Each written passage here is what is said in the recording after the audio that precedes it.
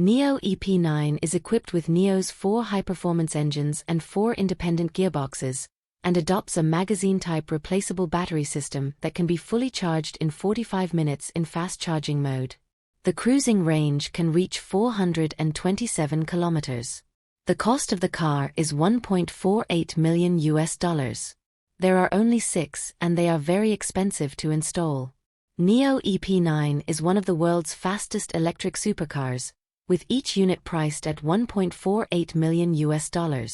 Only 6 units have been produced so far.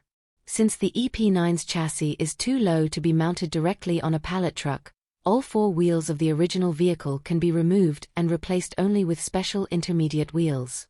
There are a total of 6 EP9 cars in the first batch, owned by 6 investors respectively. Only Liu Qiangdong's car is the most special. He engraved his own signatures on the car. The car has the Richard and Nancy logo on it. It is very eye-catching and belongs to Liu Qiangdong and his wife. Nio EP9 is Nio's best product. E stands for electric, P stands for performance and 9 stands for Nio's best product. All 6 EP9s are built in the UK and are equipped with 4 high-performance engines and 4 independent transmissions.